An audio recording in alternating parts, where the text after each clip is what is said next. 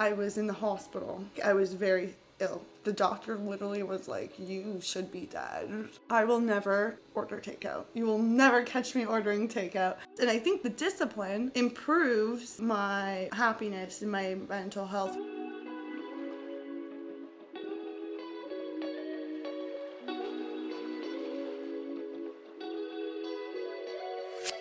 Hi everyone, welcome back to the Always Active podcast, the show that empowers you to lead an active lifestyle. I'm your host Katie. And I'm Kyra. And in this episode, I'll be interviewing my sister Kyra about her fitness journey. Thank you for being on the podcast today, Kyra. And thanks so much for having me. I'm looking forward to my first podcast interview. Yes, I'm so excited to interview you today. This has been a long-awaited episode, and it definitely will be the first of your many interviews. But today we'll talk all about your fitness journey. We'll be diving into your background, growing up playing sports, into what it was like balancing your active lifestyle during university and some of the challenges you experienced there. We'll be chatting about how you have recently adopted a plant-based gluten-free lifestyle, talk about how you are interested in biohacking and how you prioritize your health and fitness today while also balancing a corporate job. So I'm really excited for this episode. I'm really looking forward to hearing everything that you have to share and some of your controversial opinions, which you said you had. And without further ado, let's get psyched to move.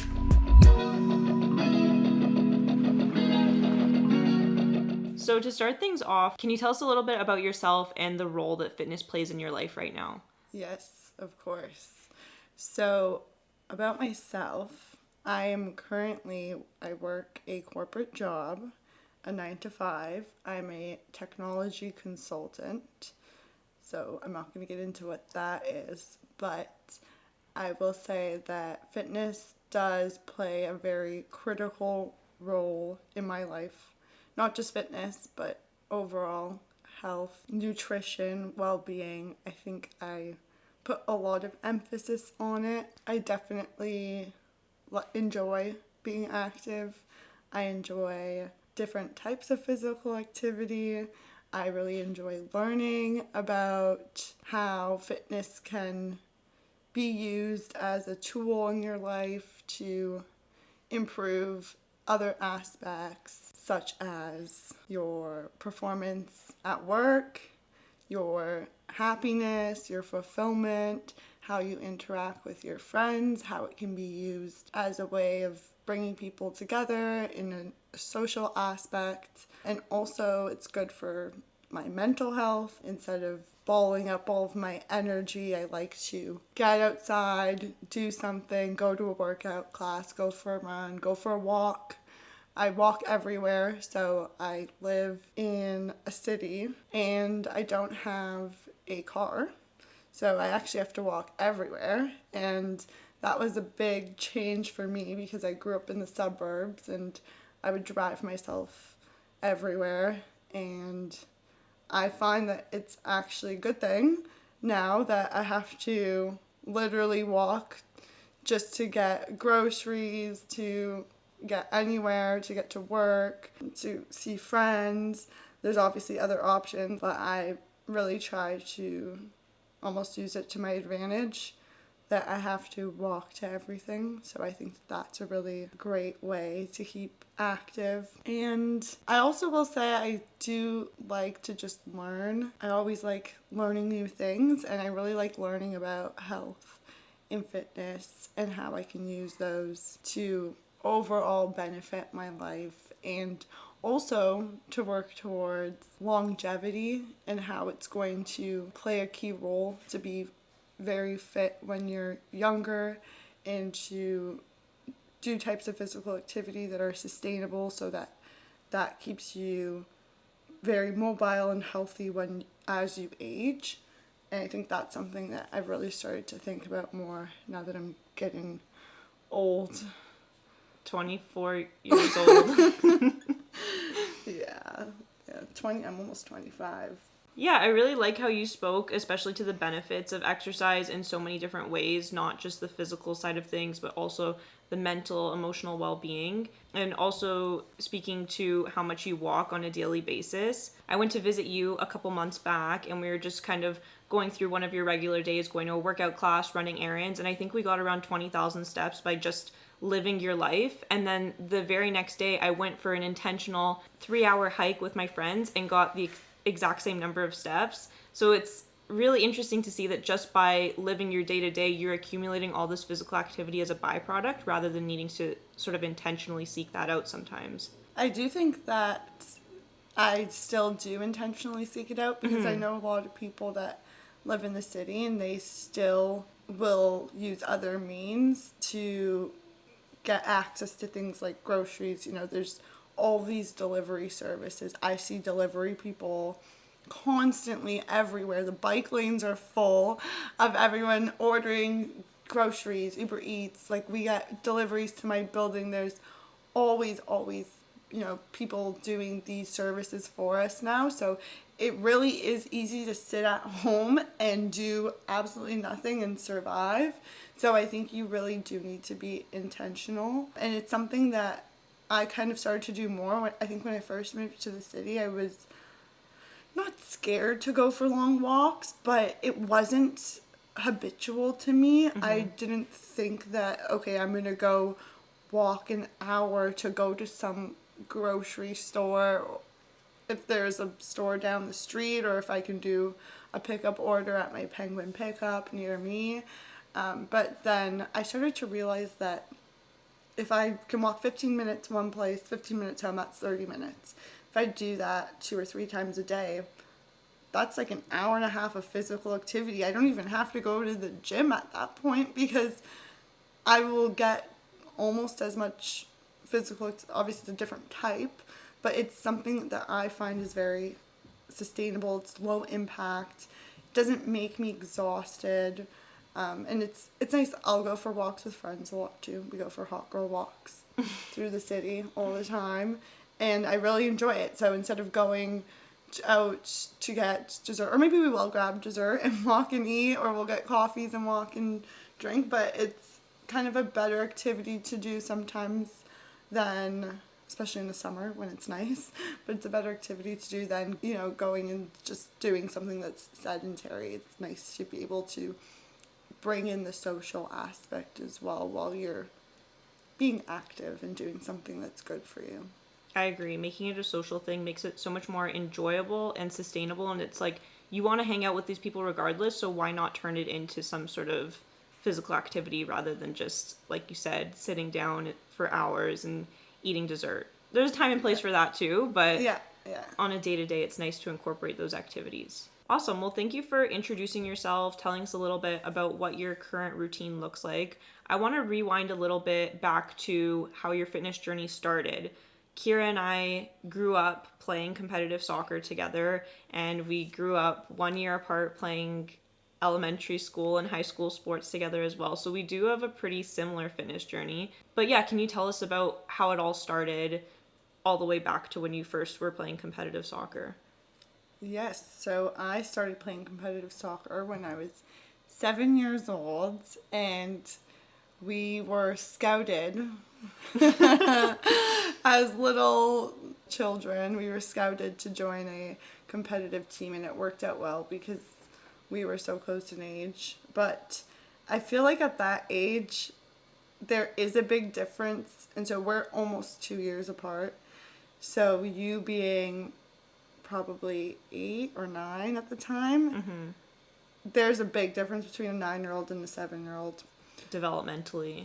Yeah, so I was very small compared to all of the 9-year-olds, and I sucked at soccer, which resulted in me being cut from poor 7-year-old me being cut from a soccer team. I don't even remember that. I was cut, yeah. Mom never told us, and she told me later in life. Oh, I didn't know. But I was devastated because I had so many friends on the team, and I said I was never going to play soccer again, apparently. I don't remember any of this. This is all the playback from Mom. And so I was devastated, and I never wanted to play soccer again if I couldn't play with my best friends on that team.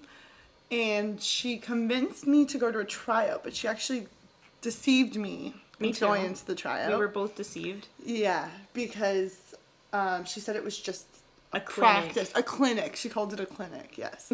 Whatever that means. I don't know what a clinic has to do with soccer, but we went to a soccer clinic, and then I ended up really liking it. I liked the girls. Obviously, you know, at that age, you know what, she made a good move. That was a good one on Mom. Because at that age, you know, little girls all get along. So, I made a new group of friends. I liked the coaches. And so I joined with the girls my own age, which was good for me at the time because, like I said, there's a big difference between a 9-year-old and a 7-year-old.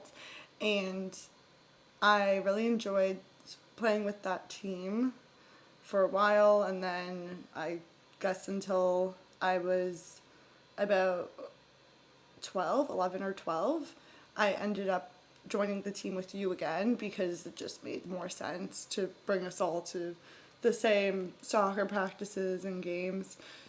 So we played together until we were in first year university, I guess. Mm-hmm. I was probably in grade 12, but whatever that timeline is, I guess until I was 17, I played competitively. And then also layer in with that I was going into high school and I started playing sports at high school. So I joined the swim. I always really liked swimming and I wanted to be a lifeguard. Never panned out for me. Wasn't in the cards because I couldn't get the brick from the bottom of the 10-meter deep pool without having an asthma attack. And so that dream was crushed. But I still was able to join the swim team because you could just swim fast, and that was a really fun time too because again it was with friends, so we would have practices, and then I was balancing that with, you know, schoolwork, whatever schoolwork I had in high school. It wasn't that hard to balance it all, and then with actually playing competitively still. We were playing competitive soccer. And then I think we started to do weight training at some point just through playing soccer. It was like once a week. We always had fitness training once a week since the beginning of it all. But at some point we started going to a gym and having those private sessions that were focused on weight training for soccer players. And it was pretty much personal training because not very many people showed up. Exactly. It was like semi-private. All the girls just happened to be sick on Saturday mornings when we had to go to do fitness. It benefited us though. Yeah, and we did spin as well at that studio. Lots of almost athletic training. I remember there was a big focus on upper body because we all had really strong legs because of soccer, obviously, and all of our upper bodies were like spaghetti arms. And so we couldn't even hold a plank or do, and our trainer used to say to us that we could never actually do the lower body exercises properly until we could strengthen our upper body. So I remember there was a big focus on that. We also did yoga there a few times. And yeah, so that was part of my, I guess, the beginning of when we learned about weightlifting. I remember I learned to clean and press properly. Yeah, we learned proper form from a young age, which was nice. That was good. And I think it definitely, but you know, even to this day, I feel like my form is always incrementally, in very small increments, improving. And it's also the mind-muscle connection that I still think I don't do squats properly. Me either. Or I think I could always improve, and sometimes I'll do a squat and something will just click that day, and I'm like, I've been doing this wrong all along. You like unlock something new. Yeah, but that's a whole other rant I could go on. Back to my fitness journey. So I played sports. I did swim team, so that was in high school. I also did cross country a couple years. So always just trying to be active. I was always really into sports and fitness and fun and friends and the 3 Fs. So Katie made that up. I stole it. We had to come up with some sort of inspirational mantra for our soccer team this summer because we've lost every game. But it's about fun, friendship, and fitness. Yes. So it's always been about that for me, I think. And I always just really enjoyed don't get me wrong, there's days that everyone doesn't want to do anything or move. And I guess that's a good segue into once I hit university. Mm-hmm. So that's when I think things started to get a little shaken up in my fitness journey part of my life, because it was definitely hard to adapt to the all the lifestyle changes and the different routine I was in once I reached university. So a little bit of background, I studied industrial engineering. I actually started in just a general engineering in first year, and if you don't know about the engineering program, it is very intensive and demanding, and it was long hours. We were in class 40 hours a week. It was like a full-time job. And I remember people looked at my timetable, and that's not what timetables in university should look like. It was intense. It was, and I was commuting to the school, and so that took up hours and hours of time every single day. And it was, a big change in my life. And I had to get up really early. I often didn't pack lunches, didn't pack breakfast, nothing. So I was eating a lot of takeout. I don't know what I was doing to be physically active. I did continue to go to a gym though. I think I had a gym membership. And so I would work out, but it was not as frequently as I probably would have liked it to be. And then sometimes we'd have big breaks. I don't think it's much in first year, but definitely in second year and third year. I remember I'd have big breaks in between classes, and I would go to the university gym sometimes, or in third year I think I would go to whatever gym I had my membership to, and I would try and go between classes. And then sometimes we'd go there, we would shower at the gym and then go back to class. So you needed like a good 3-hour break to fit in a decent workout. But I still did that in university, which I think was pretty good, all things considered. I was also working while I was in university part-time, all throughout university. So I was always busy. Like, I had no time to breathe. And I also had a really hectic social life. So it was just a lot going on. There was a lot. Balanced it all. Yeah, I didn't though. And I think that's where my health kind of suffered, and it did suffer. And in first year, I became very ill about halfway through the year. And I was in the hospital.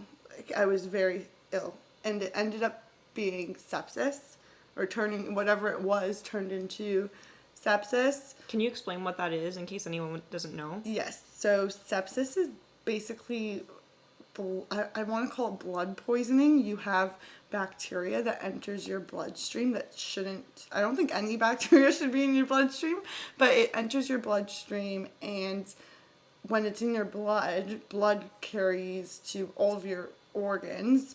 So it basically hops in your blood and then just gets passed throughout your entire body, and you can only be in a state of sepsis for a very short amount of time before all of your organs shut down and you die.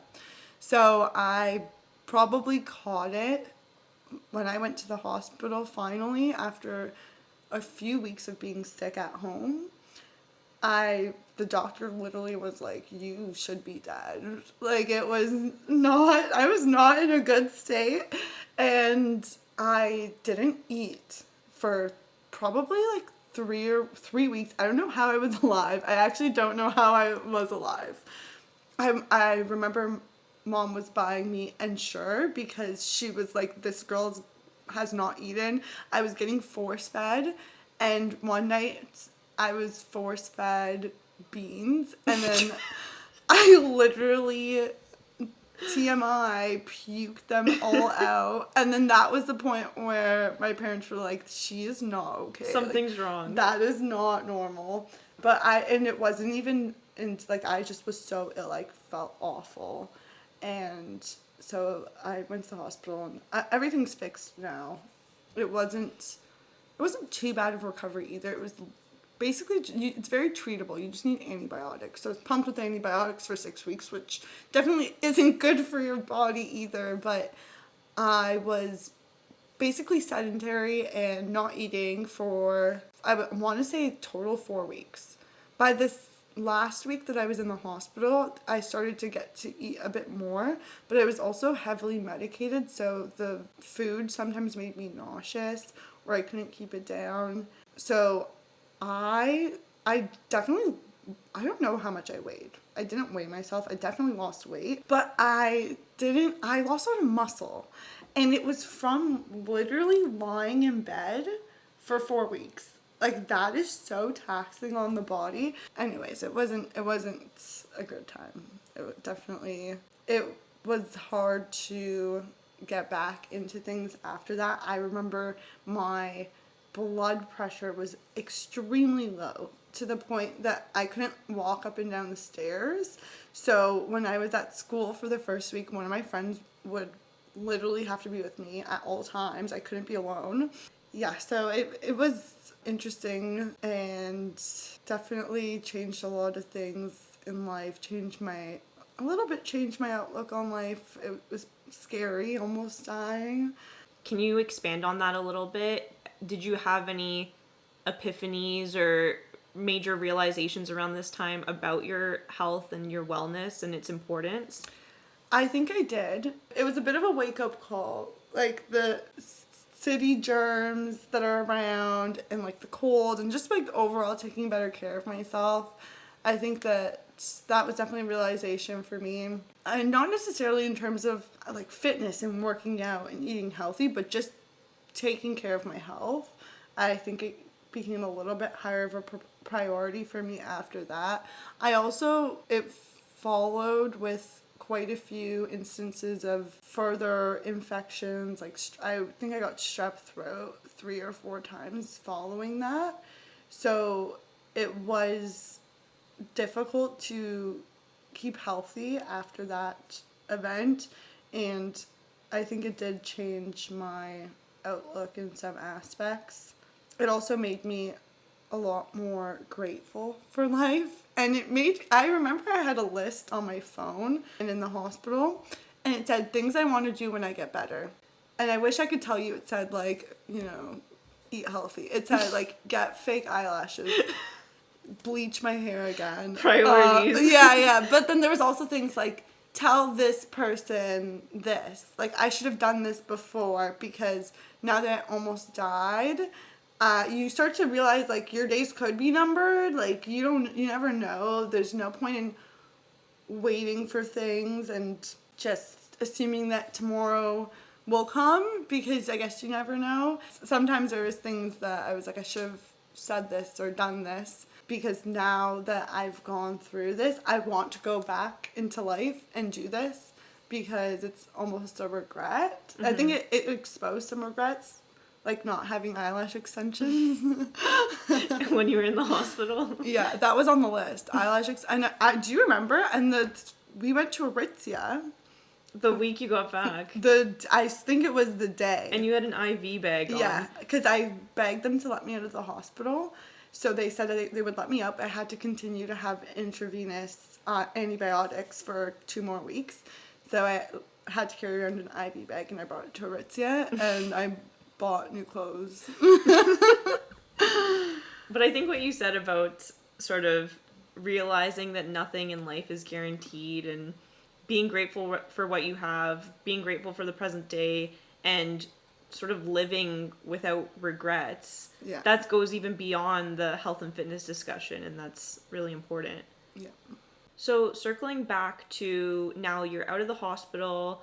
It's the summer after your first year of university. What was your fitness journey like from that point on? Yeah, so after I had recovered, I went back to business as usual, back to my regular routine, and I had 2nd and 3rd year university. Things were pretty consistent. I was still not that focused on my nutrition and my diet. I was trying to get by, but I started to work out, I think, more. I started to go to the gym more often, and I think that's when my regular fitness routine that I kind of maintain now started to really become more concrete and become a good habit for me. So I think I started doing group fitness classes around that time as well. And I really enjoyed group fitness classes. I think one thing that I found that worked for me as a tool to motivate me to go to the gym was that it's a sense of accountability, maybe, or it also gives you a sense of routine. Like if I go to this workout class at 5 p.m. every Wednesday, it gives you a routine. So you are consistently, you're going to stay consistent because this is my gym day, this is my class day, this is my time. I can't be late. So if I'm lying in bed at 5 p.m. and I don't want to go, but I have it booked, I have no choice. Like, I have to get there. I have to get out of bed now. I can't put this off. But if I'm just going to the gym because I'm going to go lift some weights, like, there's nothing forcing me. There's no start time. Yeah, and I can just lie here for another 30 minutes, and then I'm going to be mad later when I get to bed 30 minutes later. Yeah, but in this moment, I don't want to get out of bed. But I think that helped give me a sense of routine, a sense of accountability. And I also like just the environment of being in a class and everything's guided for you. It makes you push yourself because you have another person telling you what to do and saying this is the standard. Whereas if I'm working out alone, I'm kind of making it up on my own and it's just myself holding myself to a certain standard. But if I have someone at the front of the class saying, keep going for 5 more minutes, then I'm like, I'm gonna fall over. But that's what the standard is that you have to do this move for a certain amount of time. Well, then I'm gonna keep going. And then I think the other point to it is that there's all these people around me watching me, and I think it's the competitive spirit in me. That I want to be the best at this. I want to lift heavier than all these people. I see all these people at 5 p.m. every single day. I can't be the one that's lifting less than like a 50-year-old mom next to me in this class. You sound like John being the competitive in yoga class too. Yeah, I think for sure. I think I've overcome that. Not overcome, I don't think it's a bad thing, but I think that I think about it less now. But it was a good motivator at the time to want to be better than everyone in the class, and makes you push yourself and you're trying to prove yourself or something. But it's a good way to get you to push yourself harder, I think. Yeah, it's nice to have that external motivation. Obviously, you want your motivation to come from within as well, but having that external accountability can be really helpful too. Yeah. What kind of classes were you doing at this time? I think that's when I started doing those. They were kind of like weightlifting. They were supposed to be Pilates inspired, but they weren't Pilates at all. Like, you had a barbell or you had like hand weights. Are you talking about body pump? Yeah. Yeah, I would say it's like a circuit training with weights. Yeah. But it wasn't HIIT because it wasn't cardio moves. It was supposed to be Pilates inspired because it was like time under tension. But you would kind of lift heavy weight, but not that heavy. So I don't know. And you would I don't know what it classifies as. You would lift the weights in sync with the music. Yeah. So everything was like a 4 count. So you would be like squatting down for 2 seconds and then coming back up for 2 seconds. Right. And something that I learned actually recently is the way that music affects your brain and how that it can put you into a state of flow. Have you heard of this theory? And I think that's really interesting because I actually went through a phase recently where I stopped listening to music on my workouts and I would listen to audiobooks or podcasts. And I think I did it just because I wanted to be efficient. So I'm like, I want to work out, but I also want to be able to focus on an audiobook and learn something. You're multitasking. Yeah, but then I feel like it really just made my performance and my workouts worse. It's funny that you say that because literally last week I found myself listening to a podcast in the middle of my workout and I'm like, who am I? I'm always listening to music. But I agree, the music is much more motivating. Although I know some people do find podcasts and audiobooks or even listening to nothing at all during their workouts, that's kind of motivating for them. And I don't know, for me music is the number one. Yeah. And I think it's very interesting to learn that the impact music has on your brain and how it actually can help you focus, and it's a biological thing. It's scientific. It's not just, oh, people listen to music because they like it. Just for fun. Yeah. So I think that has maybe changed my mindset a little bit on maybe I should listen to music while I run, or maybe I should do it. And it's like with the workout classes, you almost work harder. It puts you in this mental state where you feel like it's like euphoric almost, and it counteracts the pain that you're in while doing an exercise. I can very much resonate with that. Even just yesterday, I was training for High Rocks, and with that training, we were just doing 1 kilometer at a time of running, and I got to a point where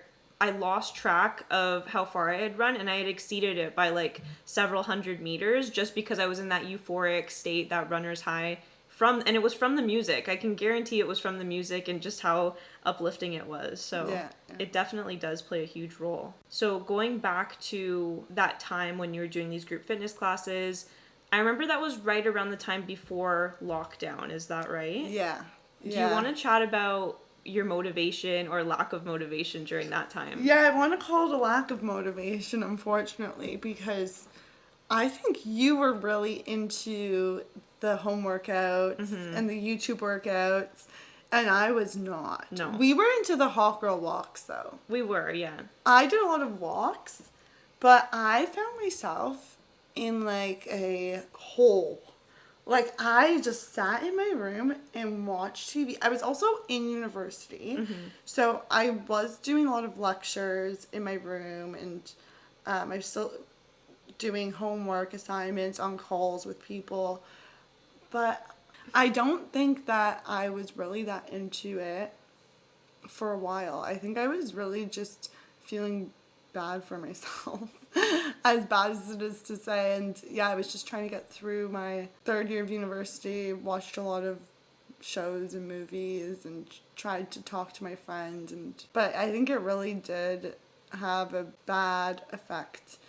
But I don't know if this was probably around the rise of TikTok and everything. And I don't know if this is a good or bad thing either, still to this day, but all of the food content and all of I feel like that if you use it as a tool, you're selective in the things that you listen to and the things that you really believe in that you find on the internet, on TikTok.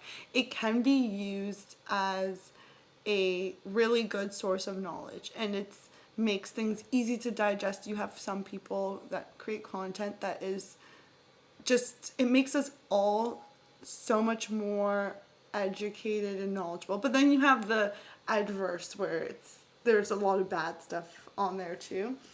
But I was really into the fitness content and the healthy recipes and the protein and all of that. But the initial lockdown was bad, I'd say, for me, and just like not getting out, not moving, and I couldn't really eat takeout, so I guess I was just forced to kind of make food, which is a good thing for the most part. But maybe I was eating, but I don't really remember what I was eating. But there was a point that I think it was after lockdown, the gyms reopened. I went back to the gyms, and I remember just being really happy to be back and doing my group fitness classes. Yep. But this was quite some time into, I think it was like a year. At least a year, yeah. Yeah. And I do remember being very surprised during that time when you weren't working out, because you were so into it before that it kind of went from like 100 to 0. Yeah. But then it was good that after lockdown you went back from 0 to 100, you're back into it. Yeah, I think that I definitely was excited to get back into it. And then I started to take a little bit more of an interest and almost a passion in my workouts and my health and my fitness. I think it was probably like the end of 2021, and it was when I was going into my 4th year of university. And so during all of COVID, I was on a co-op term. So technically your 5th year of university. Yeah, technically it was year 5. So this a whole year had passed that I was working. I worked my first corporate job, so that I guess that's something notable. And I was going in person, which was a little bit odd for corporate jobs, but I was doing audits and things that I had to go into the work sites to do. So I was doing work in person for some time. There was kind of some physical activity involved in my job, actually, because I remember we'd walk around the warehouses and I would get so many steps in a day. It was like unbelievable to me how much I walked around a warehouse. And that was good to at least get me out of the house and have something to do and focus on. But so after, anyways, I returned to 4th year university, and around the time I think I was getting out of a relationship, and so a lot of things kind of became different. Like my focus became different. I need something new to like hyperfixate on, and I think that was when I decided to get really into working out. And it goes back to all the stuff I would see like on the internet. I think you too, you were also very into like working out all the time, so you probably had influence on me in that point. And we had the same gym membership at the time too, so we would go together sometimes. Yeah, we would go to do our little weightlifting workouts for a while. But I did continue to do the group classes for quite some time. And this is when I really started to dive deeper into the nutrition part. So I was really focused on, I'm going to eat a lot of protein. I'm going to have like balanced meals because I want to get more muscle. I want to build more muscle, and I want to improve my performance in the gym. I want to be able to lift heavier weight. So this is when I started to get down that like fitness journey, or my whole fitness transformation glow up rabbit hole. And taking things to the next level. Yeah, like a little extreme. I was a little extreme about it, I'm not gonna lie. But and then everyone started to kind of know me as like, oh, Kyra's so fit, Kyra's so healthy, Kyra eats, she knows how to work out. Like, and I really liked going to the gym with my friends. I feel like I did motivate quite a few friends to get more involved in the gym. And I still look back, and it's something that I found very fulfilling, that I could, like, my friends would look at me and say, wow, like, she's doing so well, she's doing something so good for herself, like, I want to do that too. And I loved just talking to my friends about, this is what I learned about protein today. Like, I still do it with you all the time, but you already know everything when I tell you. So you're like, yeah, I already knew that.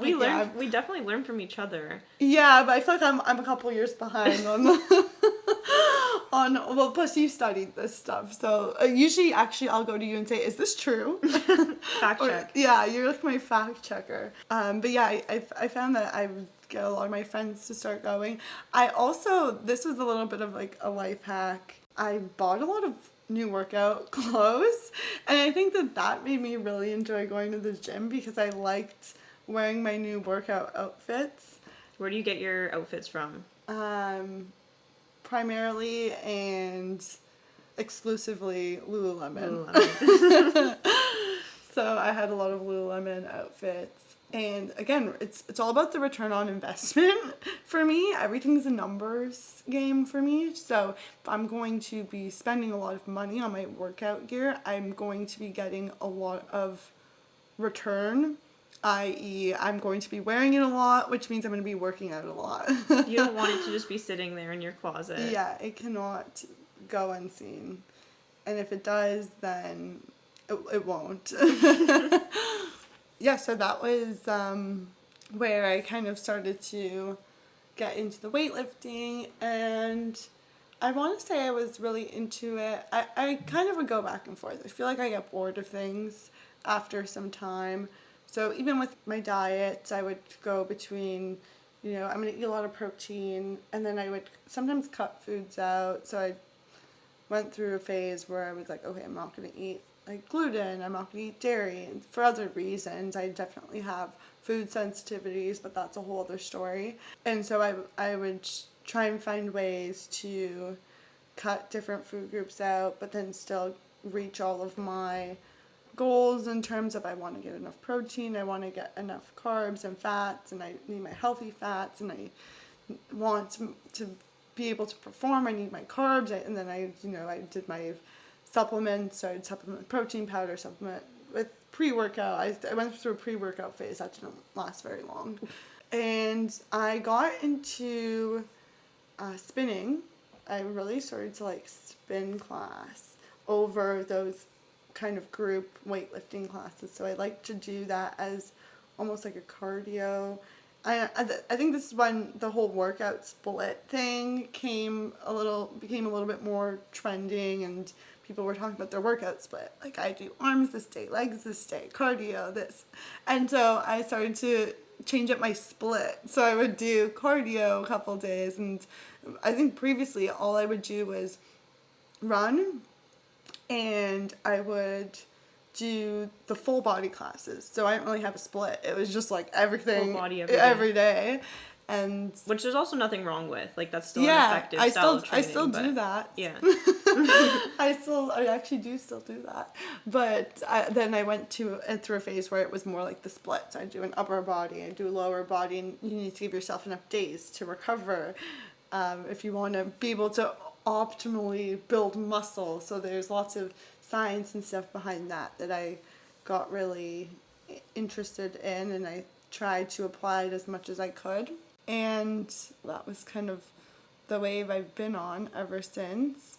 And bringing it all together to present day, I kind of touched on this before, but I moved to the city about a year and a half ago now. It was a big lifestyle change, and it was all the walking I found was good for me, but it's also just a huge change in life to move to a new city. I kind of left not that my friends are that far away from where I am now, but kind of left a lot of friends behind, so it's more difficult to see people that I was really close with, and then you have to reestablish kind of your friend groups in the new city and meet new people, and it was interesting navigating all of that over the last year, but I think it's all worked out well. And just having more independence too.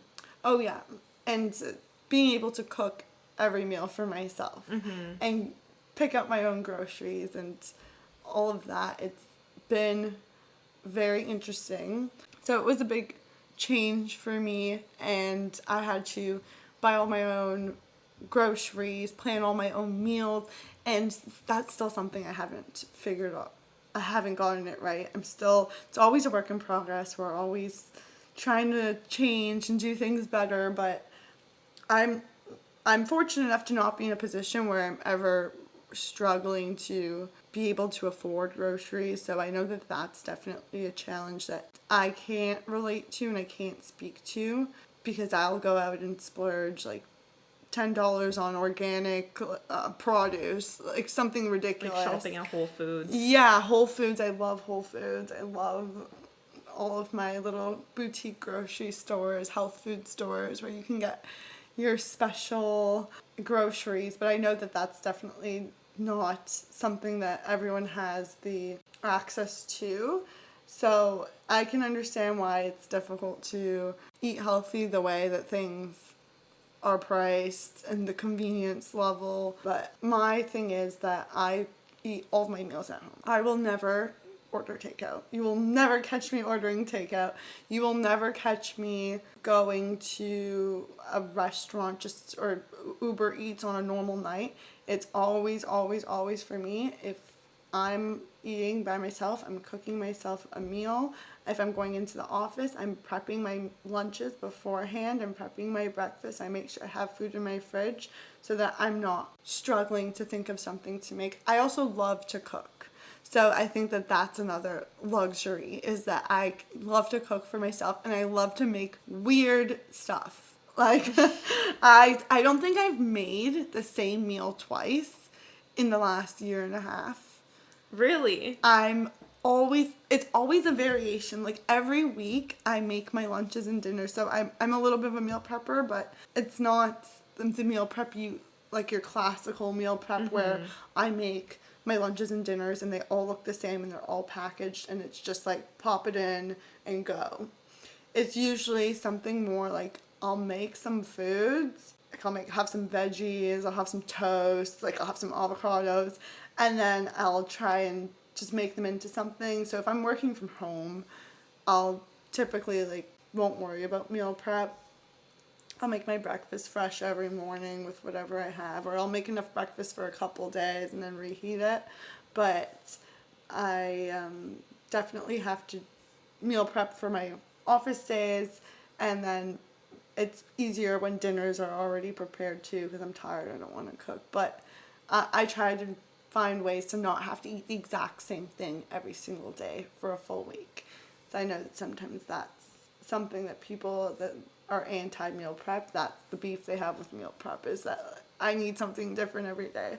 So I like to make interesting foods, but very focused on eating whole foods, getting my, good split of protein and healthy fat and no processed foods. And so back to my whole rant about only cooking at home, doesn't mean I only eat at home. So the other thing that I kind of struggle with is keeping up socially and eating socially. And that is just always present in my life. Like when I'm at the office, we go out for dinner and drinks after work. We go out for dinner every single weekend. Like everyone wants to go out to dinner. We want to try all the restaurants. So I do it as a social thing. So when I'm not socializing and getting food in a social setting or trying foods with my friends, I just prioritize making my own food, eating whole foods, and getting all the nutrients and things that I need. And it's kind of that 80-20 rule, right? Like most of the time you are prioritizing the whole foods, homemade meals. Yeah. And then that 20% or on the weekends is when you're socializing and going to restaurants and eating out. Yeah, for sure. So I still get the balance. I've recently adopted this new method of the 80-20 rule. So I kind of struggle with that because who's counting the 80 and who's counting the 20? I think it's more of a hypothetical. Yeah, right? But it is, but it's not, because I feel like I get into this mental, I don't know, it's a fight within myself that it's a mental battle that I fight all the time, that I feel like I'm always eating garbage. But if I like write it out and I say, okay, today I ate 3 healthy meals and I had 1 treat. Today I ate all healthy meals. I didn't have any treats. Today I ate healthy meals. I had 1 treat. It makes me a little bit more calm and less anxious about it, because I feel like when I don't keep track of how much healthy food I eat, I think I'm eating so much bad food. Like I just ate a bag of chips. I just ate ice cream with my friends. I just went out for this like massive pasta dinner and now I feel sick. And I feel like when I don't remember all of the good things I did nutritionally, then I freak out and feel like I'm always eating bad. Or it'll be the reverse. So I'll be like, oh, I always eat healthy. I always work out. I can eat, and then I'll eat bad food being processed food or takeout food or fried food, something that has, less nutritional value. Yes, I know people don't like saying bad food. I think that there's bad food. That's your controversial opinion. No, it's not a controversial opinion. It's a fact. it's a epidemic, but besides the point. That's another story. Yeah, that's a whole other rant. But the eating, when I do eat unhealthy, I'm like, oh, well, I take good care of myself. I worked out. I do all these things. Then I go a little too extreme. And I'll eat like a tahini's shawarma wrap and fries and messy fries and and it's like a little bit scary. And then I'll get like dessert too, and then I feel guilty, right? It's like this like back and forth. So that's why I call it's like a cyclical battle in my head that like I'm always eating unhealthy, eating healthy. So it's a way that I've tried to combat that is by actually now keeping track every day of the good things I'm doing. And then I don't feel guilty about when I eat unhealthy, because I'm like, okay, no, I was on a good track. And then if I notice I'm on a bad track, then I have the facts, I have the proof, and I know, okay, I actually have been on a bad track. Let's reel it in a little bit and, take better care of myself. That's interesting. I didn't know you do that. How do you track your food and do you track your workouts as well? I do track workouts and food. I've used different methods over the years. So when I was 2021, when I got really into like my protein and my nutrition, I was using a food tracker where it actually log every meal I ate, count calories, count protein, count all of this metrics, and I I don't think that there's anything wrong with counting calories. I think it's a very inaccurate measure though. I think that that's the issue with calories, is that it's all theory. We don't really understand calories 100%. Obviously, the more you eat, the more energy is in your body. Certain foods have more energy. That's all calories are, energy, than others. And if you are consuming more energy than you're expending, then it's going to store energy. So then when you need energy, it's going to use up that energy. So it's a simple concept, but tracking it is not accurate. We don't 100% understand how many calories. There's actually like a range in how accurately it has to be reported on labels. Mm-hmm. And, unless I'm weighing my food, I also can't really accurately capture how much I'm getting. So unless I want to weigh out every single thing I eat every single day, and some people do it because they have, fitness goals that they want to achieve. Our brother is a good example. He's counting and keeping track. I know you keep track as well. Not anymore, but I did for maybe a 6-month period. I talk about this all the time. I do think it's valuable to track for a short period of time because it's educational. You're learning how many calories and how many grams of protein are in a 100-gram chicken breast, right? How many calories are in your cup of coffee?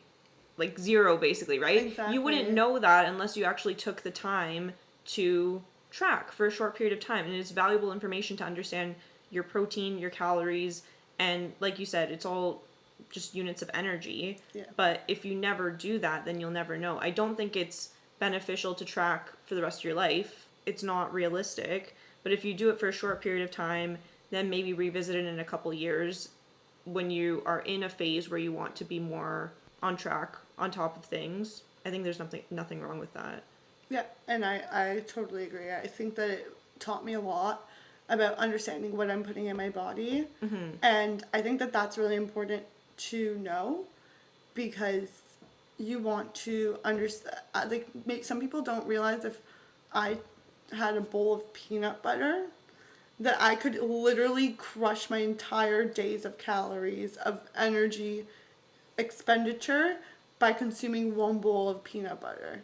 You wouldn't know that. But if you don't understand the concept of how many calories are in a certain type of food, then you wouldn't know. And is there any real harm in not knowing and really overdoing it? If it's once, no.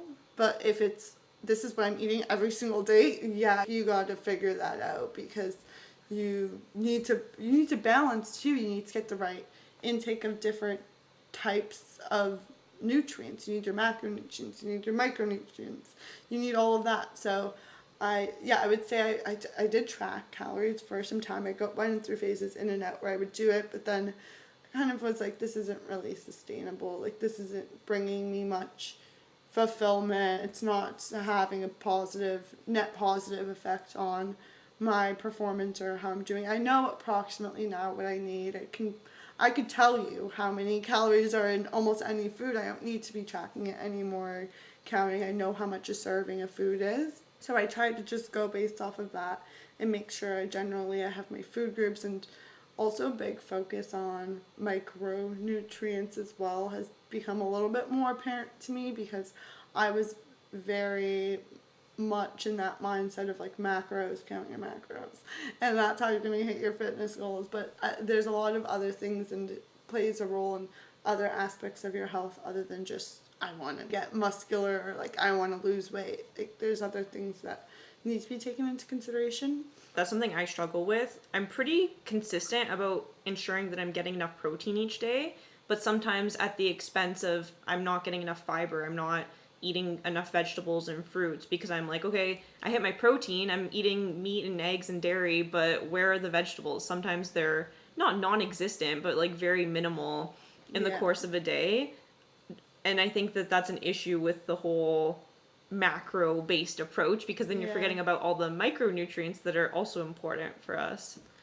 And I also feel that that approach causes people to eat a lot of things that are processed or things that are not actually good for your body. They might have chemicals in them, they might have additives, they might have all of these other things that could cause a whole other slew of issues.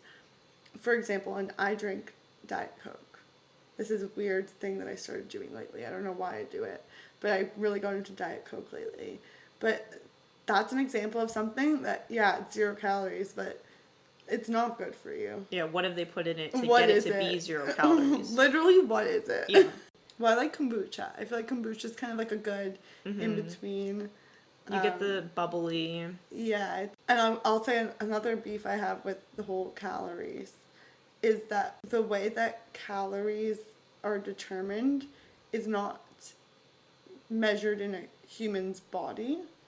It's measured, I couldn't tell you the exact way it's measured, but it's in a calorimeter, I believe, which is in a lab setting. Exactly. It's not in a human. Yeah. So you still, even though we know how much energy it takes to do whatever, raise 1 degree Kelvin, I don't know what the actual process is, but even though we know how much energy is outside of a human's body, we truly cannot put a number to it in a human's body. There's so many other processes that occur within your digestion that play another role, even in its case by case, like it's your genetics play a role. Like there's so many factors, so many variables that I understand why it's a good tool and it's important, but I think that there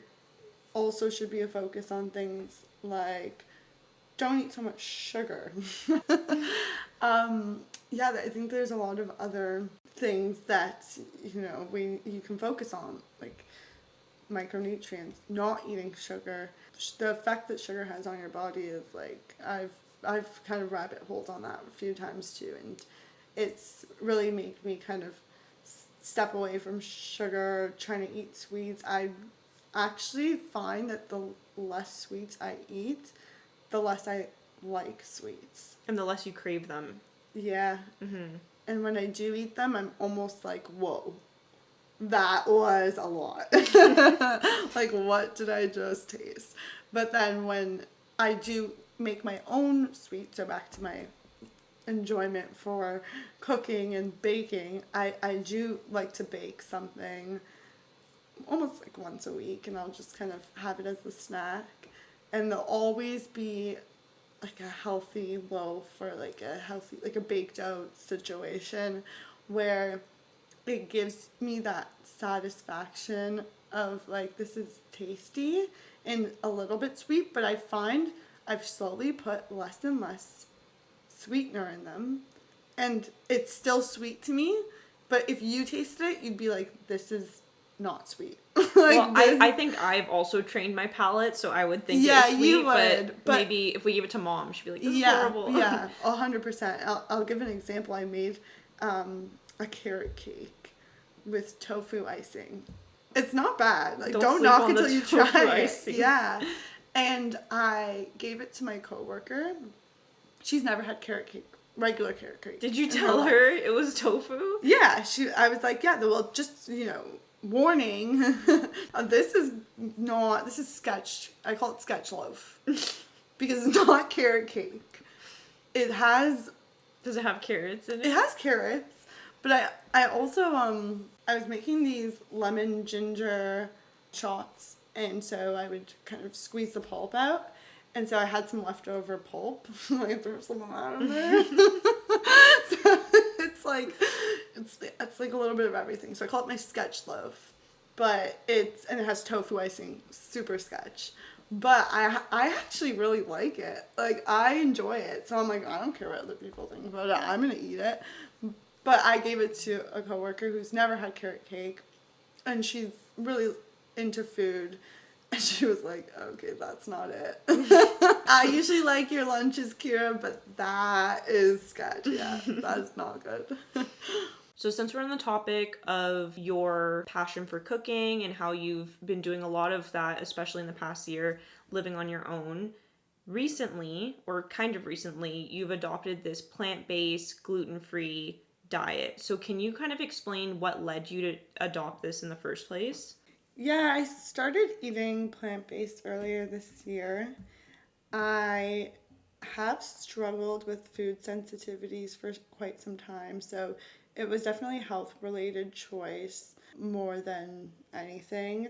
But I also don't really like cooking meat, and I don't have I'm not a huge meat person as previously before I started eating plant-based, so it wasn't too difficult to cut it out. I would say the most difficult part is eating at restaurants, but I still find that almost everywhere has an option. The only time that it's really been kind of unfortunate for me was the one time I went to an Italian restaurant and they had no option, so I literally ate an arugula salad with like salt and olive oil. That was your dinner? Yeah, it was kind of brutal, but even that's still an option. Mm-hmm. So for the most part, I find that there's lots of places that accommodate that, and there's lots of specialty restaurants that actually make really good plant-based food. I could go on a whole rant about all my favorites restaurants in the city that have good vegan food, but yeah, I decided to do it for mostly health reasons. I don't know how long I'll maintain it for. I think it's something that I'm just trying to experiment with, and I've found that it has helped with a lot of the issues I was experiencing, and it's definitely led me to eat a lot more vegetables and fruits. So I think it's funny that you mentioned that you sometimes struggle to eat vegetables. Lacking. Whereas I only eat vegetables. Or sometimes, like some grains in there. But I also really, like I said, I like experimenting with recipes and food. So it's been really fun trying new recipes. Sometimes they're really good. Sometimes they're a flop. But I feel like I'm not that picky when it comes to plants. So I'm picky when it comes to meats. Like, I think a lot of meats are gross. They would kind of gross me out. To cook or even consume.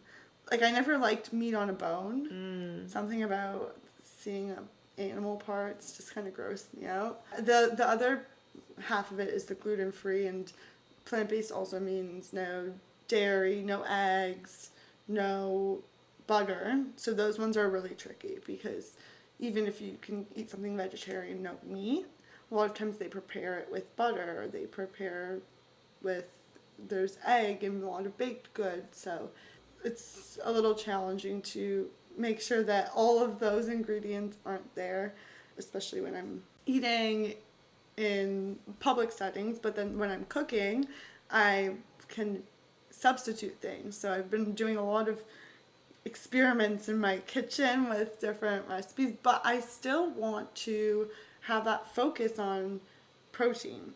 And that's the biggest challenge because a lot of protein source, meat is protein source. Mm-hmm. And I ate a lot of chicken and turkey and fish kind of when I was eating meat, and eggs. So I really had to figure out a way to still get my protein while maintaining this plant-based diet and gluten-free.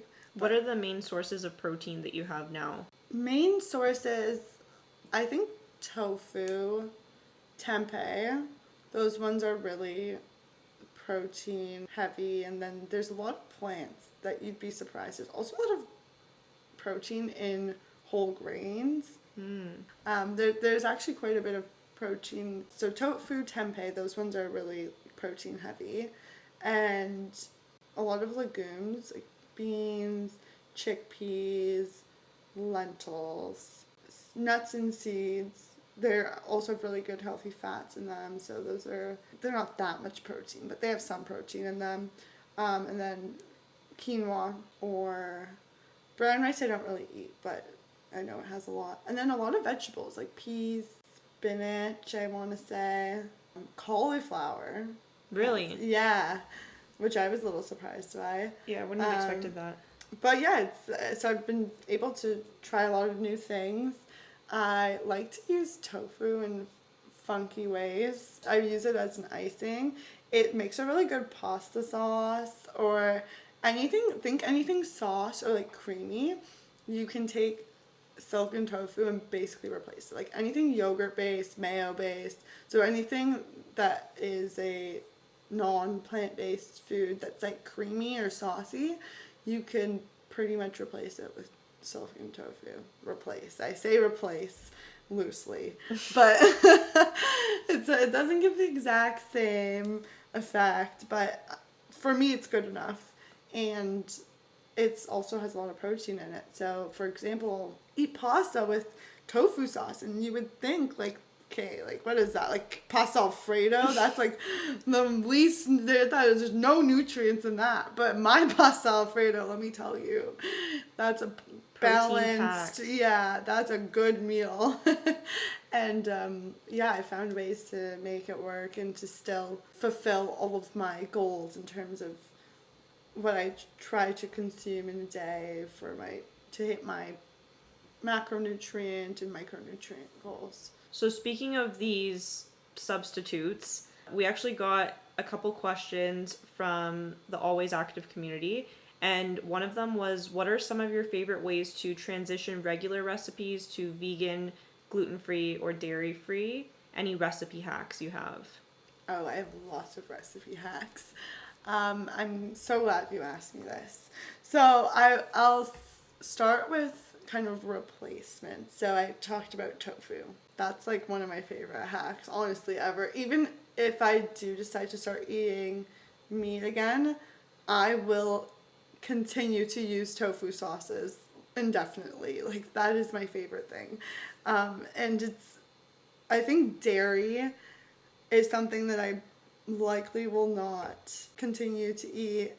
I think I'm definitely sensitive to it, and I know that that's a very common food sensitivity. So I hope that these hacks can reach a few people and you can try them out. So there are some good oat-based yogurts out there and coconut. So I tried this one coconut yogurt. Have you heard of the coconut cult?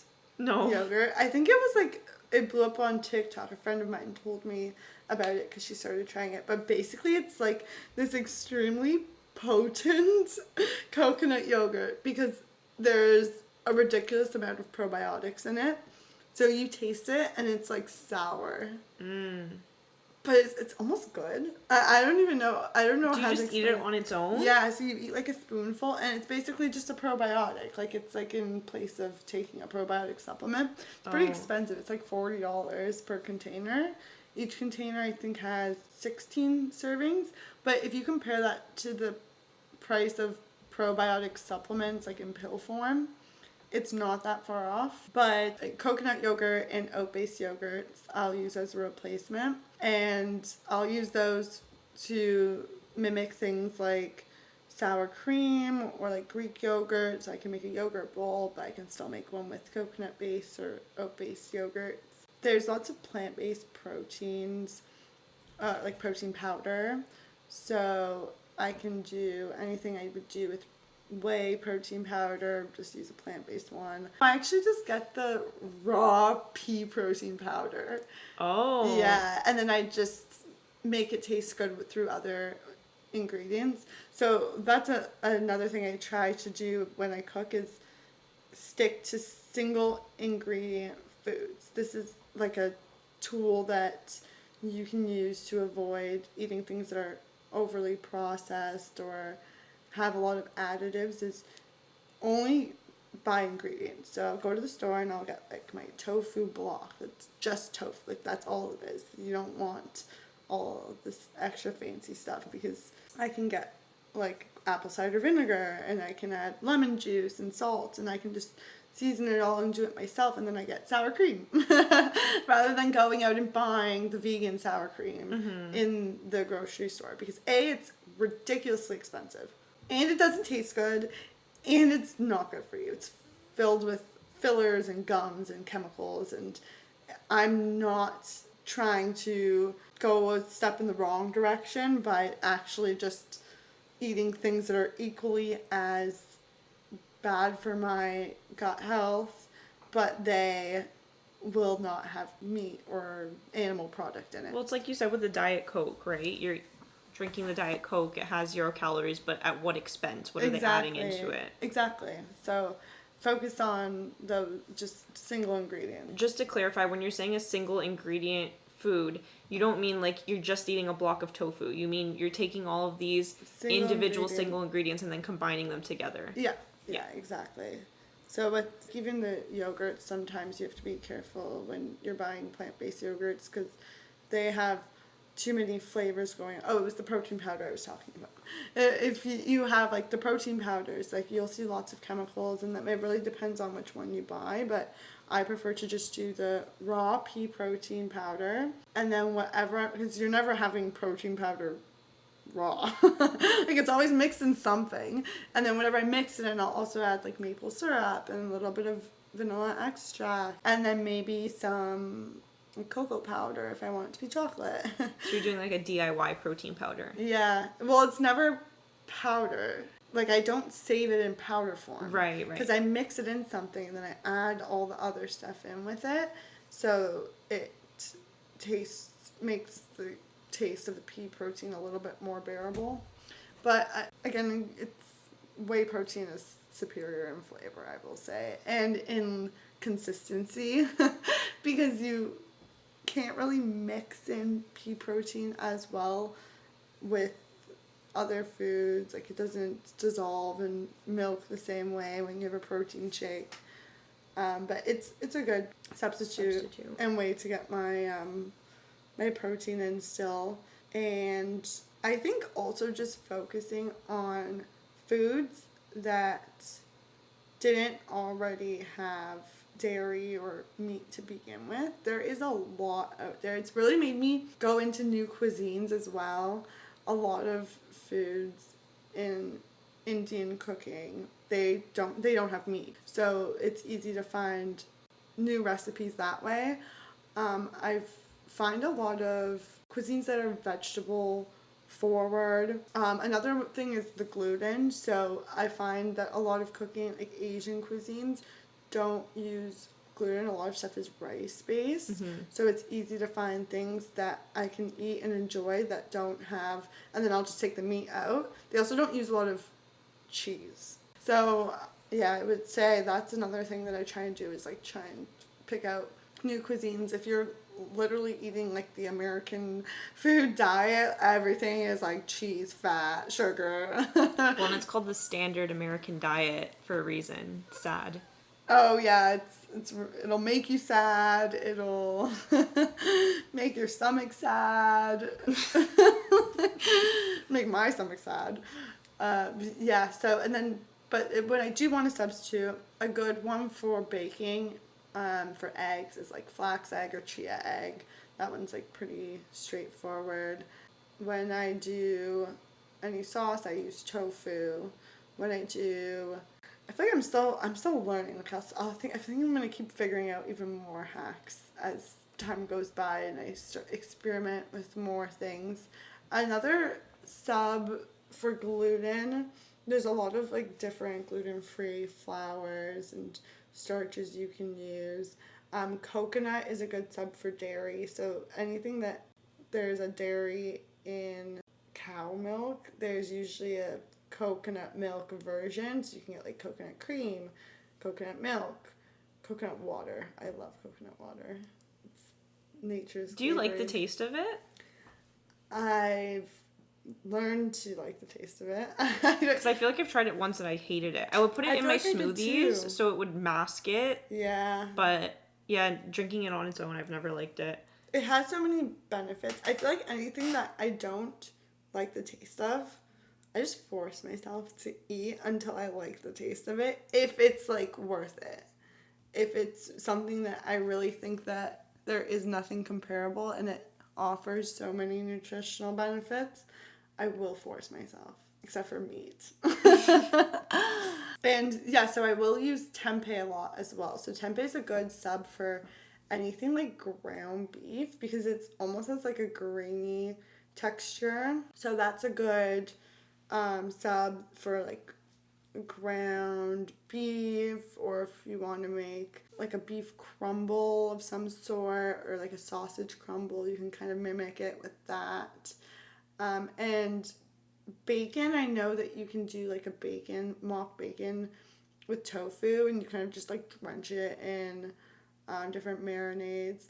Another big one is mushrooms, and I haven't really explored this one enough, but I did go out to a vegan restaurant that had a lion's mane steak. That was really interesting. Tastes nothing like steak. Okay, like don't even don't even compare the two. But it was interesting. And is lion's mane a type of mushroom? Yes. Okay. Yes, and it's actually has a lot of health benefits.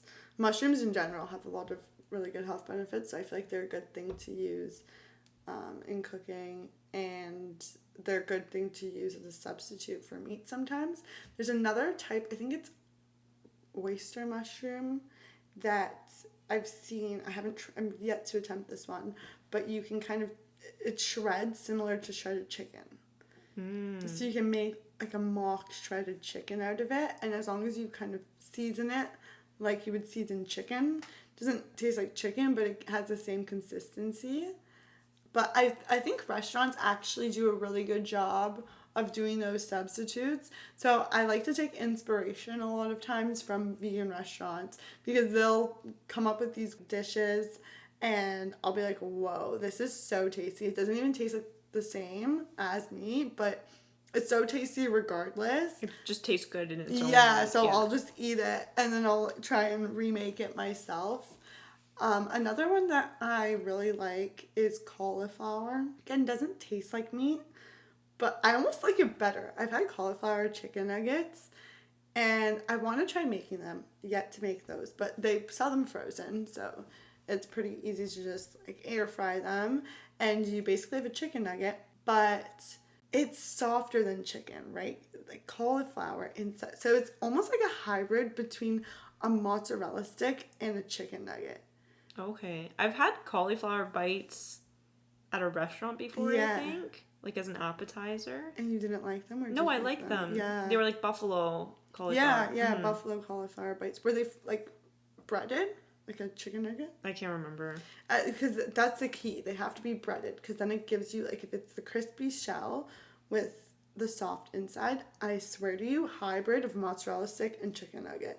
And I loved mozzarella sticks. Like that was one of my things, and this is like the next best thing. I almost would say I like it better than mozzarella sticks, if I'm being honest. So kind of transitioning here, expanding on the theme of learning. You said you've been learning a lot when it comes to this plant-based, gluten-free lifestyle and cooking.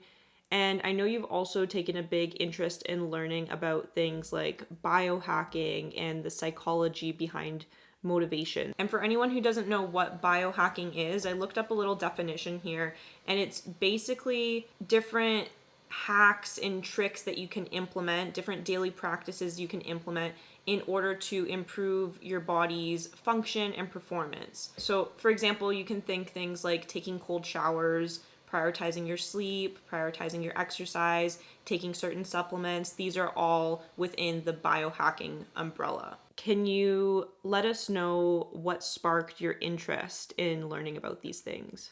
I think I became interested I always have this curiosity to learn new things, and I'm always thinking of, ideas are always flowing through my brain. So when something like that sparks my interest, specifically with motivation and biohacking, I know that those are things that if I learn enough about and I can apply them to my life to make it better and improve and really work towards reaching a higher state of being or potential, that it's something I definitely want to learn more about, knowing that it could have a really positive impact to have that kind of knowledge and apply it.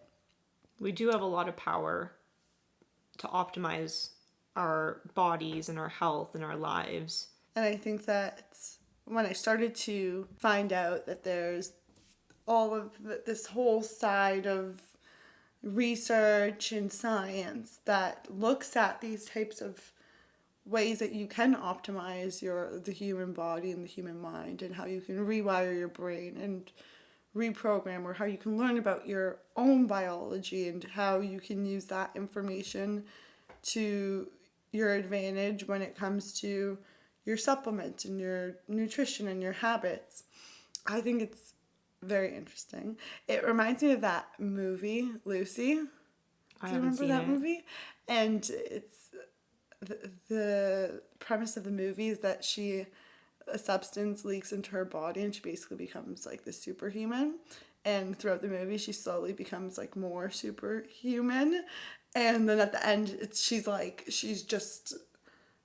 able to access 100% of her brain capacity, I think. And then she's just like everywhere in the universe. Like she's basically the universe.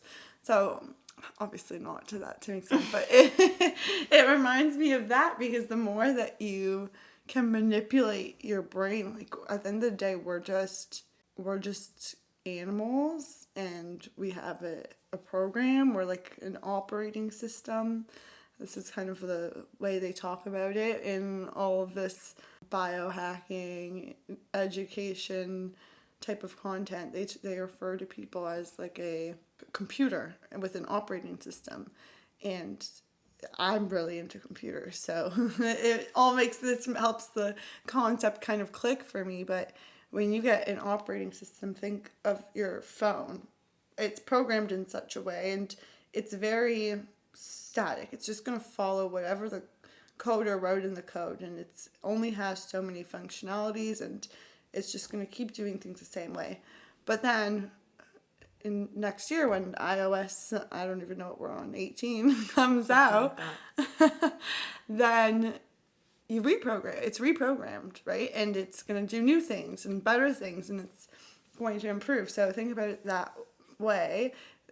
But now as a human being, we have an operating system, and this is what we were born with. This is how we were programmed. It's written in our genetics. It's what we were taught growing up, what we developed, how we were brought up as children, and the habits and lifestyle we form. But it's not static. And unless you intentionally work towards changing it, it's not going to change. But we are capable of reprogramming. But the same way that my phone's never going to upgrade if I don't go out of my way to upgrade it, our body's operating system is never going to improve or change if we just continue doing the same things and we're just comfortable and we like things the way they are. And there's nothing wrong with that. You don't have to change your operating system if you like it. But personally, I want mine to be the best operating system out there. So I find it super interesting in terms of like psychology and how we form habits and how things are very kind of innate in us, and things that go back to like human instincts, going back to before we were intellectual beings and we could communicate and we could do all of these sophisticated things. What's actually written in our DNA? What were we actually doing before all of the world that we know today was developed? And it's so interesting because when I hear about a lot of concepts, I can relate to them so hard. I'm like, this makes so much sense now. It all makes so much sense. And I want to be intentional about kind of challenging the way that my brain currently operates in order to overcome things like anxiety, overcoming things like procrastination, focus, motivation, becoming healthier, living longer lives, and being, healthy into old age, things like that. I just think it's very interesting. And again, I just have this interest in always learning new things. And I think that this is valuable information to me. And if I'm going to optimize the time I put into learning, then I want it to be kind of knowledge that's going to be valuable to me that I can apply to somehow have a positive impact on my life. I like how you said that if you're not actively working toward optimizing and improving, you kind of just fall to the level of the default mode, whatever the standard operating system is. And I think a lot of that has to do with our environment as well. Sort of the fact that you open your phone and there's social media everywhere if you allow it to. Or you walk down the street and there are fast food restaurants on every corner and you could go to those if you want the easy option, sort of the default mode. So what role do you think our personal choices and the environment play in all of this? I think that a lot of it comes down to like the way you were raised. And I think that a lot of people were raised in a certain way, that's all that they know, and they don't really challenge it. And I think we look up to our parents like they knew everything, but then you get to the age where you're like, my parents were this age when I was born, and they definitely knew even less because like they didn't even have the internet. Like, what did they know? They had like parenting books, but regardless, it's very like cultural, and it has a lot to do with your upbringing. It has a lot to do with your genetics. And I think that the world evolves. We need to evolve with it. And we need to almost be like a step ahead of it if we really want to be ahead of the game, or at least we need to be moving with it and evolving and changing. And I think that as the world changes, we need to kind of adapt our lifestyles to fit into it all. And like, I'll give an example with technology and social media, and that really sucks people in because it's psychologically like a drug to you. Same thing with food, like processed food. I think that that's like a drug. I personally will compare it to a drug. And I think that all of the kindness we put towards unhealthy food or sugar, why do we put so much kindness? And why are we so soft about it? It's like the way that things are framed by society. I think we just need to challenge it. And we need to think about things more critically, and don't always just follow the trend of this is good and this is bad, this is acceptable, this is canceled. Like, I'm going to cancel whatever I want to cancel. And I'm canceling sugar. I'm canceling processed food. I'm canceling TikTok. But like a lot of those things that we do, because it goes back to like your animal instincts. And like one really interesting thing I think about is how everyone, I think like creatures or animals, they only need to, they just want to survive. What do you want to do? They want to survive and they want to reproduce. And so like everything kind of goes back. You can always connect the dots back to that in like all of your motivations and the way you live. But when we didn't have this sophisticated society we do, where we have fast food and we have all these things so accessible to us, you would hunt. The men used to hunt. And you would eat when you could. And when you had food, you would consume it all because you didn't know the next time you get food. And you liked high calories. You loved calories was energies, was gonna make you survive longer because you didn't know the next time you're gonna eat. And you didn't want to move, because the more you move, the more calories you're burning. And now I'm going to die if I don't have enough energy. Well, not to mention the metabolism of someone hundreds of years ago is the same average metabolism of people today, because it had to adapt to be more efficient, to burn X amount of calories. Right. And it's always like survival. But then now it's not like that. We have food so accessible in chemicals and addictive like like sugar and all this like highly processed fat, trans fats, these things that people have proven how toxic it is for your body. We've seen like increases in so many things. People just normalize like diabetes. People normalize heart attacks, strokes. Like so much of this is just like, yeah, it happens. That's what happens when you get old. And it's like, no, that's what happens when you treat your body in such a way that you're just feeding it toxins all the time. And your brain too. We're feeding our brains toxic things, toxic thoughts. And I think it's just, I think it's very interesting. And I mean, some people don't want to think too much about it because it's not nice to think about, but it's, for me personally, I think it's important to be aware of. And it all makes sense to me. Why do I want to lie in bed and not move? Because I don't want to burn calories, because my animal brain says burning calories isn't good. Like, you're in pain. Pain's not good. And your animal brain says, oh, this has a lot of calories in it. Eat more. Keep eating it. This is so good. Like, I'm enjoying this. Keep going. But you really have to be thinking about it. Logic. Like, you can't just let your body, like everyone says, listen to your body. Like, no. My body's not, I'm not going to listen to my body. My body's saying something that I should not be listening to. So, I think it's a mix, you want to be healthy, but I think that I'm pretty like mentally healthy and I'm still disciplined. Like you have to have a balance. And I think the discipline improves my happiness and my mental health, because if I'm not disciplined, I feel even worse about myself. I feel even more like pathetic. I feel like, what am I doing if I do things that are wrong? I feel like that's more adversely affecting my mental health than when I'm just strict with myself and I have a routine and I have my habits and I keep myself on track, keep myself accountable and keep myself motivated, those types of things. So And you bring up an important point, that we're always making choices and we're going to experience pain regardless of the choice we make. So we can experience the temporary pain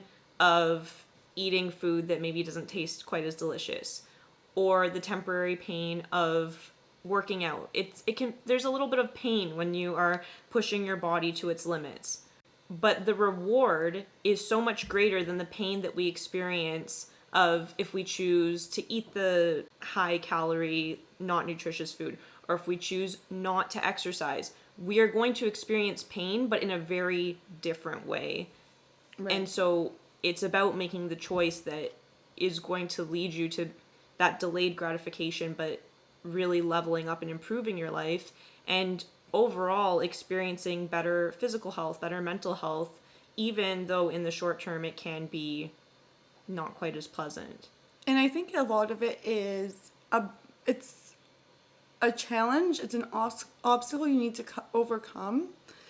But once you've overcome it, you kind of lose that feeling of this is a hard choice, because you actually find fulfillment and enjoy it, because you've rewired your brain to enjoy things that previously you thought you didn't. Mm-hmm. So I'll give an example.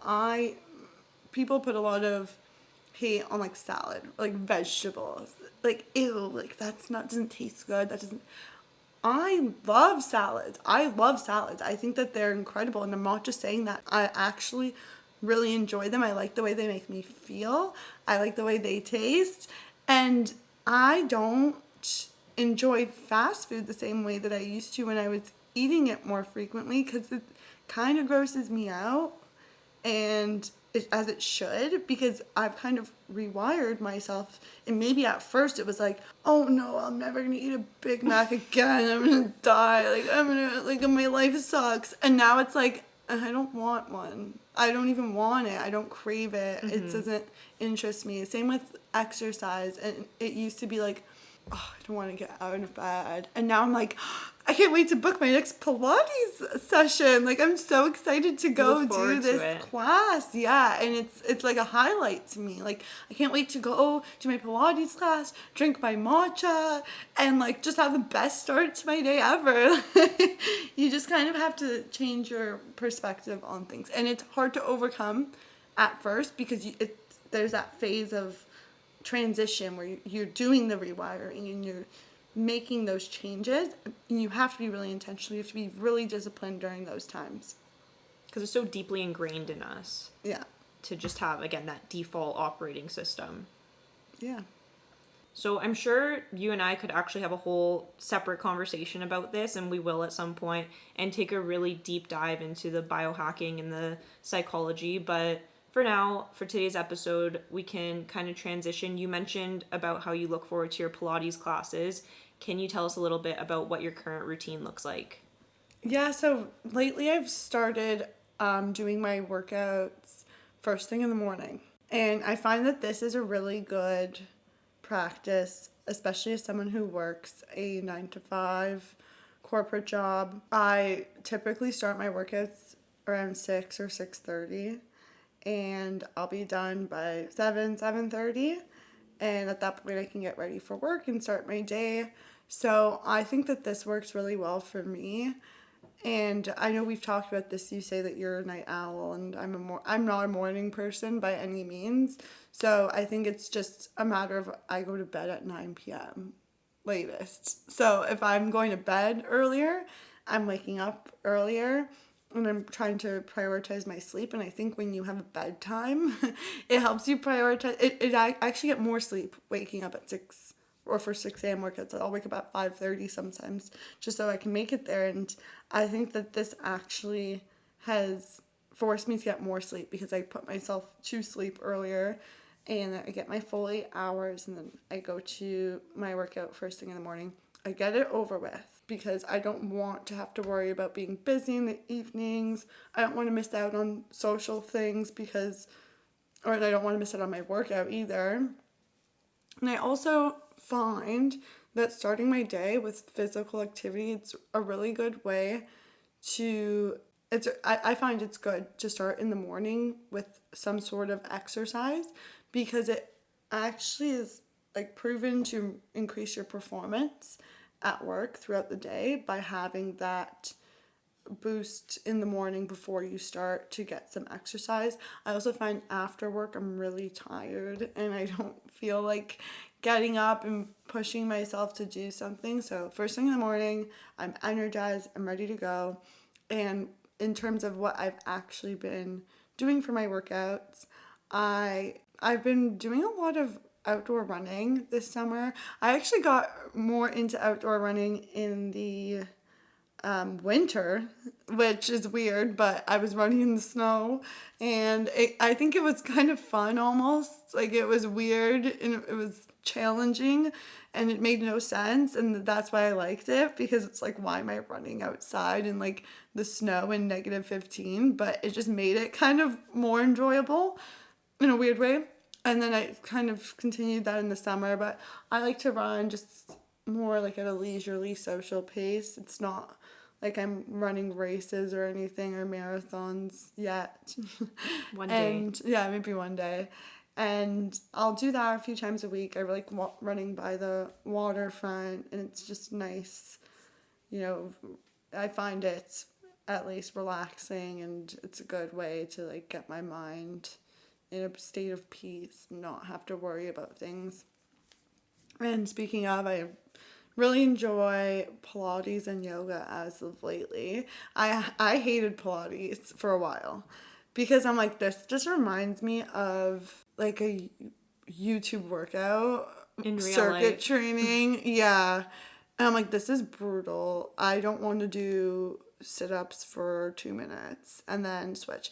So, but I now I've really changed I think I also don't like things when I'm not good at them. When I first started, I really was not that good at it because I wasn't used to like that whole like time under tension and like feel the burn. Like I don't like feeling the burn. But now I like the burn. Like I want, if it's not burning, it's not working. Like I want a refund. And also reformer Pilates. I like doing those classes as well. Those ones you really feel the burn. And I've started to kind of embrace that and enjoy it. I also like certain studios, they emphasize the whole like relaxing your mind, kind of like a yoga practice as well. So also yoga, I enjoy to do yoga classes here and there as well. And then I still weight train once or twice a week. So it's like a little mix of everything. I usually plan out all of my workouts once a week. So I book all my classes. I'll do like 2 or 3 classes a week. And then I will kind of fill in the other days with either running or go lift weights at the gym, or if I'm really sore one day, I'll just kind of stretch, so, or walk. I love to walk. So yeah, that's kind of my routine right now. Yeah, it seems like you're getting a good variety of different forms of exercise, and that probably keeps you motivated too because you're looking forward to these different things rather than having a boring, repetitive routine. Yeah, for sure. And I also like to, again, keep it social. So I really like working out with others or going to classes with my friends, going for runs with my friends. But I also like doing it alone sometimes. I actually like that me time, peaceful, no one bothering me, no one to report to, like just do my own thing, have my me time, do it on my schedule, do it at my pace, and then at other points, like I like to do it with others and have social time, fun, friends, fitness. Fun, friends, and fitness. Yeah, it's nice to have a mix of both. I think we're both very similar in that way, that we're not like strictly weightlifters or strictly runners. We like to do a variety of different things. And like you said, sometimes you're on your own, sometimes you're in a class, and sometimes you're with a friend. It just helps to keep it interesting and make it more of a lifelong sustainable thing that you actually enjoy doing. So to wrap things up, I have one final question, and that is, what's the most important thing that you've learned on your fitness journey? I would say the most important thing I've learned so far, I think there's still a lot to learn. I think that, and it doesn't just apply to fitness, my fitness journey, but I think that this is what's really worked for me, and maybe for anyone else out there that struggles to keep a routine or being just physically active in general. I've kind of tried to narrow it down to 2 things that make sure that I hold myself accountable and I follow this healthy, active lifestyle. So the first is motivation. You need something that motivates you, and it's personal, and it could be anything. It could be, I want to look good, I want to feel good, or you can go even more detailed. What's motivating you to exercise? Is it because you want in 60 years to still be able to be mobile? Is it that you want to be able to run a marathon? Do you have a goal? So I think you really need to find what motivates you and use that to keep yourself accountable and keep yourself, it makes you want to do it. You're not just doing it because you feel like you have to, or because you feel like there's pressure, like society wants you to. You should be active because it's healthy, it's good for your body. And whether that's what motivates you, or it's because you want to look good, or you want to be muscular so you look good, so you're attractive. I think for me it's a little bit of everything, and I think you just need to really determine what motivates you. And then the second piece to it is you need to have a strategy. You can't just expect that everything's going to fall into place and you do nothing. And this maybe this is like the consultant in me, But there's always, and the strategy is so effective. And this is why businesses pay millions and millions of dollars every year for a strategy from consultants. But it will make you so much more effective and efficient. So what's the strategy when it comes to being physically active, for example? Do you have a workout plan? Do you plan ahead? Do you have a gym membership? How are you going to achieve your goals? You need to have a strategy, and it needs to fit in your life. It needs to be something that you don't dread and you don't hate.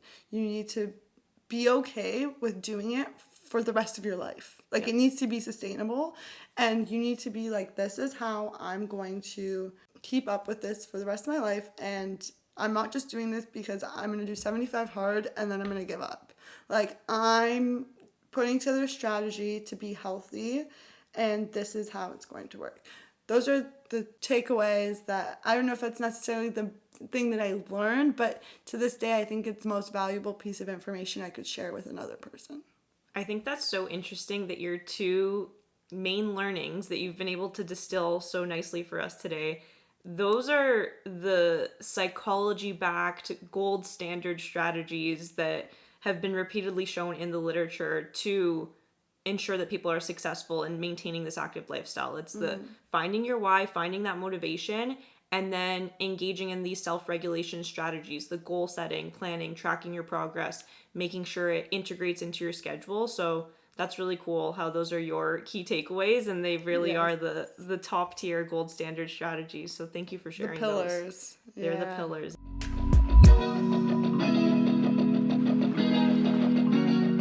So to end off today's episode, I asked a couple of questions over on Instagram at all.ways.active related to Kyra's fitness journey and how much all of you could relate to her story. So the first question was, which part of Kyra's fitness journey resonates with you most? 55% of you said balancing fitness with a corporate job. 5% of you said being interested in biohacking. 5% of you said adopting a plant-based gluten-free diet.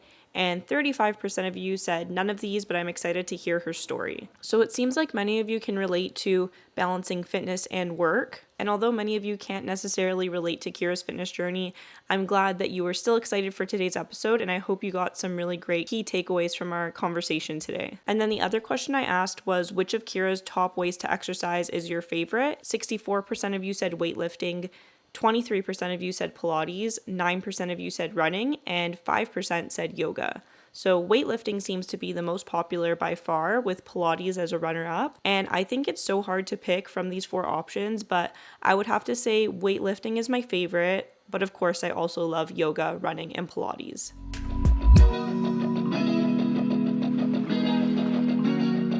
Thank you so much for joining us today, Kyra, and for sharing your fitness journey. I hope everyone listening has learned something from your fitness journey. I'm sure they've taken away many things from your story. And I would love to have you back on the podcast. We can talk biohacking. We can talk more plant-based diet, nutrition, motivation, all that stuff. So I'm excited to have you back at some point in the future. Yeah, thanks for having me. And I can't say no to my sister, so I guess I'll be back. You're obligated. You're locked in now. So yeah, thank you for listening. If you've made it to this point in the episode, I'd really appreciate if you could please leave a 5-star review on whatever platform you're listening to. And with that, I will see you all in the next episode. Bye, everyone. Bye. Thank you for listening to today's episode of the Always Active podcast. Remember to subscribe to this podcast, and I would be grateful if you could please leave a review. Also, be sure to follow the podcast on Instagram at all.ways.active so that your responses can be featured in future episodes. See you next time.